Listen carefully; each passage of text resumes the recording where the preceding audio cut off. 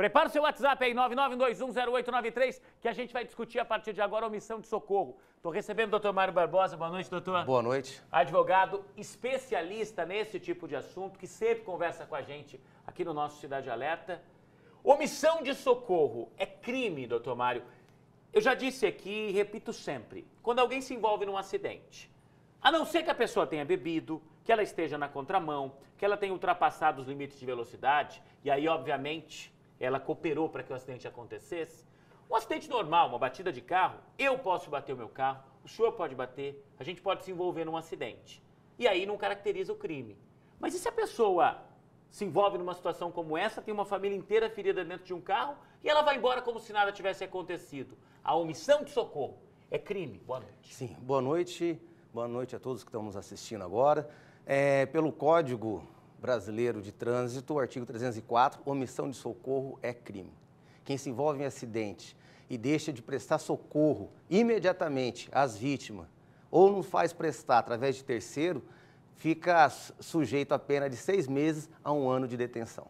Num caso como esse, doutor, nesse ponto da Laranjeiras, é um ponto praticamente isolado. A gente percebe que não há casas dos dois lados.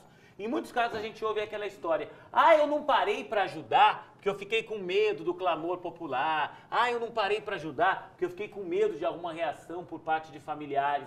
Numa situação como essa, não há desculpa alguma, né? Pelo que eu tenho tido acesso, os tribunais não têm aceito uma desculpa em casos análogos a esse aqui. Por conta que não teve ameaça de terceiros, não tinha multidão, não tinha nada que obstasse ele parar e pedir o socorro. E não o fez nem através de terceira pessoa. Ele poderia, de repente, ter pedido para uma outra pessoa ir para lá, ter ligado, ajudar, pedido, poderia ter feito isso? Poderia, não responderia nesse caso no crime.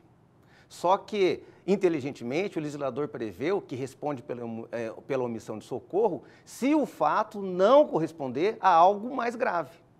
A jurisprudência, os tribunais de justiça têm sido muito firmes em casos análogos a esse aqui, que a pessoa joga o carro em cima da pessoa, responde por homicídio doloso. Se morrer alguém, a pessoa responde por homicídio. Homicídio. Tentativa.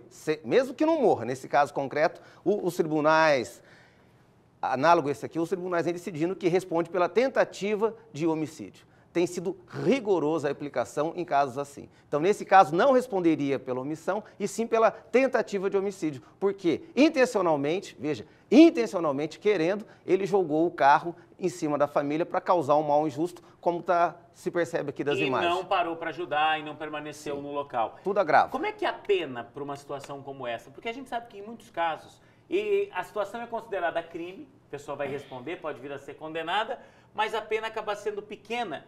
E isso faz com que a impunidade prevaleça. O que é que a lei prevê nesses casos de omissão de socorro?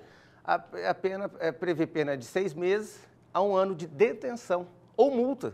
Quer dizer, pode até substituir por multa. Não pega pena nenhuma, responde em liberdade, ou seja, o crime compensou. Infelizmente, né? Infelizmente, precisamos nesse tem aspecto... alguma penalidade, pelo menos, na esfera do trânsito? Ou seja, ele tem carteira suspensa, ele perde o direito de dirigir, tem isso? Em algumas hipóteses, daí tem que inferir alguns incisos. Se for captado, pode suspender a carteira de trânsito e etc., mais algumas penas. Eu quero saber de você agora. Num caso como esse que a gente mostrou hoje ali na Avenida das Laranjeiras, eu tenho uma outra história semelhante que eu quero mostrar agora, que vem de Maringá, e é muito parecida.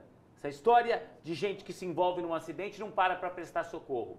Você, na tua opinião, quem foge de um local como esse do acidente, põe as imagens de novo para mim, por favor, aqui da Avenida das Laranjeiras. Quem foge de um local como esse, deve ser preso ou não, na tua opinião? Se a pessoa é identificada, a lei hoje não prevê prisão. O doutor Mário Barbosa acabou de colocar isso. Mas se você pudesse decidir, quem faz esse tipo de coisa, foge e acha que atropelou um saco de lixo, que bateu contra um pedaço de madeira, essa pessoa deve ser presa, sim ou não? Deve ser presa, Juliano, presa. Não, liberdade, deve responder em liberdade. Eu quero que você me diga 991210893, WhatsApp liberado para você. Dividiu a tela, Felipe. Cadeia, cadeia, a pessoa tem que ser presa, cadeia, mas sem audiência de custódia. Tem muita gente, tem gente que fala que é audiência de soltódia, né? Porque a pessoa vai lá e, na maioria dos casos, a pessoa acaba sendo solta. Preso, tem que ser preso, sim, cadeia, cadeia, preso.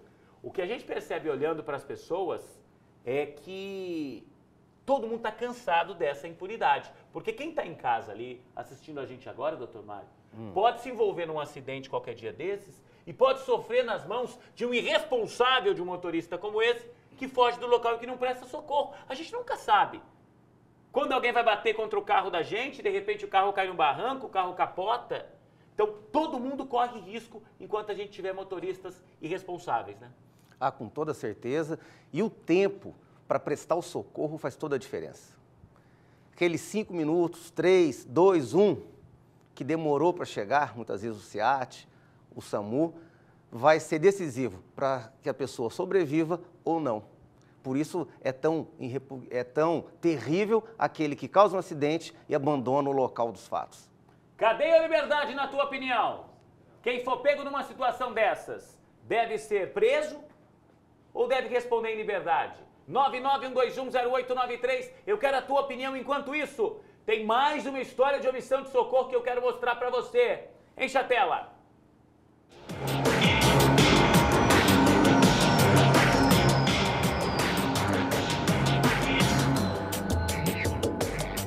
Acidente grave na Avenida Itororó. Um motorista que fazia conversão acabou colidindo com uma motociclista que seguia aqui pela avenida. Um motorista de aplicativo que estava com o passageiro testemunhou toda a situação e deu detalhes à nossa equipe. O carro estava nessa pista aqui e ele fez o tipo como fosse para pegar o retorno e pegou a moto em cheio. E foi onde o motoqueiro ele parou, ele fez a conversão, parou e começou a fugir. E é onde eu gritei pro motoqueiro: ó, cuida da moça aí que eu vou atrás do carro. Ele subiu a primeira rua aqui, virou a primeira aqui sentido centro. Aonde que ele começou a correr em alta velocidade, eu fui atrás dele. Consegui parar ele estava alterado, provavelmente ele bebeu. Aí ele falou assim: vamos voltar para lá. Ele insistiu para não querer. Ô, cara, vamos estragar a minha vida. Eu falei: não tem problema, vamos fazer o que é certo. O cara não se importa com ela. Para ele é só uma pessoa qualquer. Tinha imaginado passar por uma situação assim? É uma coisa que nós estamos sujeitos, só isso, né? Infelizmente, é a nossa realidade, né? Aqui no chão ficaram as marcas do local por onde essa motociclista foi arrastada. A moto foi parar aqui já nesse canteiro de manobras da avenida. Dá só uma olhada na situação. Inclusive o banco dela acabou se desprendendo aqui do local. A gente percebe que alguns pertences dessa moça ainda estão ali dentro da moto. Nesse momento ela recebe os atendimentos por meio de uma equipe do SAMU. Ela já foi imobilizada e colocada num respirador e agora deve ser transportada para a ambulância do SAMU. A vítima, uma mulher de 30 anos, foi encaminhada para o Hospital Santa Casa de Maringá. A gente estava acompanhando essa história atentamente aqui. E nesse caso, né, talvez uma atitude que a própria polícia, que ninguém recomende, né, mas as próprias pessoas que estavam próximas do local do acidente perseguiram o motorista e acabaram encontrando esse motorista responsável por o acidente, onde a mulher que estava na moto acabou morrendo, tá? Nesse caso, tá claro, vai responder por homicídio. Homicídio culposo. Que tipo de pena? Porque a pena para o homicídio culposo culposo é quando não há no dolo, trânsito, quando não há intenção. Quando não há intenção. E a pena é bem reduzida, no meu ponto de vista, que é de 2 a 4 anos de reclusão. O que também não dá cadeia. De 2 a 4, não. Só crimes acima de 5 anos. Isso. O código prevê, faz acima de 8, fechado, o início da pena. De 8 a 4, semiaberto. De 4 para baixo, aberto. Multa, algum outro tipo de penalidade também, né? Também. Mas o que, para uma vida que não vai voltar, vai estragar uma família. Não, acaba com uma família, acaba com tudo. E essa legislação, por que ela é tão branda em alguns casos? Eu sei que a legislação brasileira, doutor Mário, ela é exemplo para muitos países em algumas situações. Todo mundo fala da Lei Maria da Penha, há uma certa dificuldade de se fazer cumprir algumas coisas, como medidas protetivas, por exemplo, mas ela é exemplo para muitos países. Por que a legislação de trânsito brasileira ela não segue esse mesmo mote? Eu diria que a legislação penal como um todo, né? Por que ela prevê que adianta o cidadão ser condenado e ficar em liberdade? Na prática é isso. Na prática é isso. Você é condenado por homicídio culposo, ou seja, você provocou uma morte no trânsito. E aí você é condenado a 4 anos e fica em liberdade. Você vai ter o quê de penalidade? Ah, não pode prestar concurso público. Ah, não pode vir a ser policial um dia. Ah, vai ter a ficha suja. Mas e aquela vida? Fica aquela sensação de que não há punição, não fica? Fica. Essa é uma grande crítica das vítimas. E todo o sistema penal hoje, que apura crime, que vem dar uma sentença, é voltada geralmente para o réu e ficando em segundo plano, na minha opinião, a vítima, a família, atrás. Então, todos os olhos da sociedade é voltado o quê? Para punir. Ó, punimos 4 anos, aberto. E a família? E reparação de danos financeira? Muitas vezes tem. Hoje, prevê que na própria sentença condenatória, o juiz determina que o réu pague uma indenização para amenizar a conduta ilícita que foi praticada. Mas isso vem sido aplicada bem timidamente, mas já é uma evolução.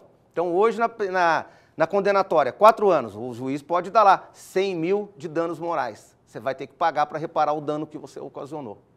Mas, infelizmente, não é o suficiente. Não. E isso só ocorre aqui no Brasil no final, lá no final, se não tiver medidas cautelares. Eu estava em Portugal no início do ano e vi um caso análogo de acidente de trânsito. Bem parecido. Bem parecido, que o senhor tinha bebido lá um pouquinho acima do permitido, que lá eles têm a cultura de tomar uma tacinha de vinho na refeição, mas deu acima.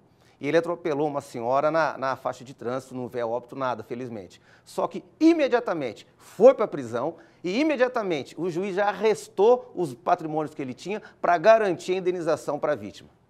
Por que a gente não tem essa agilidade aqui, né? É essa pergunta que a gente faz. Eu sei que nenhuma vida tem preço, tá? Mas pelo menos você ajuda a minorar o sofrimento, você ajuda a cuidar, né? Daqueles que a vítima cuidava e que não está cuidando mais por conta da irresponsabilidade de motoristas. E muitas vezes dói mais no bolso do que na prisão.